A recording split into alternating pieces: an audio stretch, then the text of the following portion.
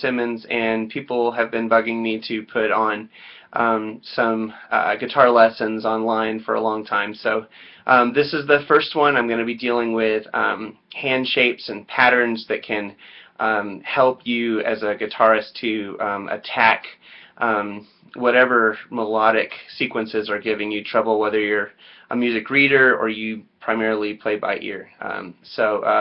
This first pattern is essentially just the first 3 fingers, and I recommend if you don't mind starting on the 5th fret, unless you have a fairly small hand, and so you might start on the 7th or 9th if you have a smaller hand to get these started. So this is the first one going at a moderate speed.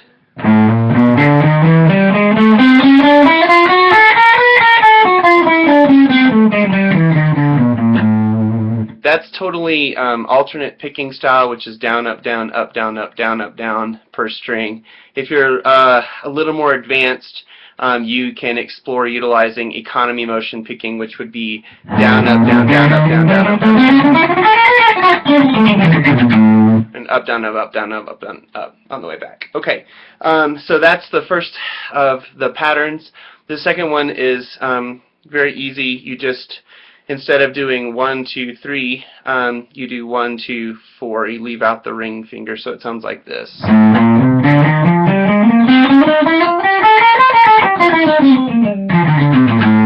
And similarly, you can economy motion that one. The third is leaving out the middle finger, so it's like this.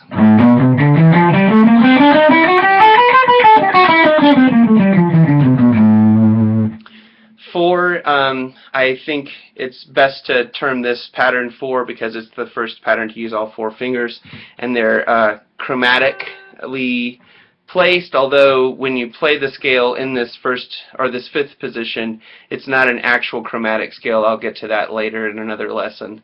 So this is pattern 4 at a moderate tempo.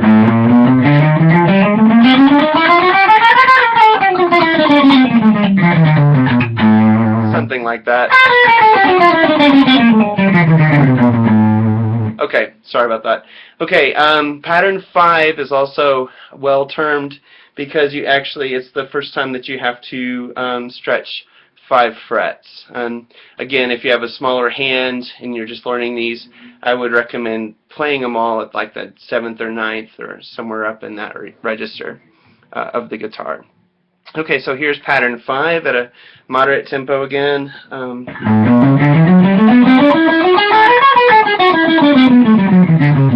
Or slow tempo.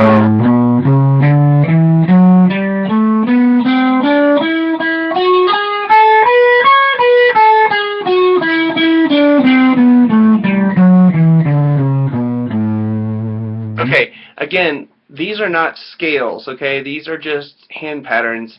But once you learn these hand patterns, then they allow you to construct scales out of them. You can kind of string them all together and get a scale, which is really kind of cool. For instance, I'm going to talk about in my next quick little lesson. But these would be, you could use a quote-unquote E-shaped scale, which would be the pattern 2 pattern 5s.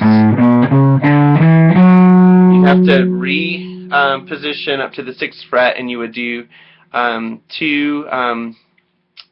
pattern 2s, reposition again at the 7th fret, and then do 2 pattern 3s. And that actually completes the scale, but you also have these notes that you can deploy. Again, so that'd be 2 pattern 5s, 2 pattern 2s, 2 pattern 3s, 2 pattern 2, sorry, pattern 5. So, okay, so, sorry, I kind of blacked out there. Okay, so those are the 5 main shapes that I want to go over right now. 2 footnotes. Many guitarists have dealt with these. One of the notable ones in my experience was John Petrucci and his Rock Discipline, his seminal instructional video. Thanks for doing that, John. You're amazing. And then secondly, somehow these shapes and their numbering have of old been in my mind associated with 80s rock guitarist virtuoso Vito Bratta from White Lion. But the more I listen to him play, the less I hear strict adherence to these patterns. Again, these patterns aren't going to help very much when you come across a melody that was conceived on a different instrument, say like the saxophone or violin or piano or something like that. You're going to have to push yourself and what your hands are capable of finding through ingenuity and flexibility. So, however, these can give you a really good groundwork from which to proceed.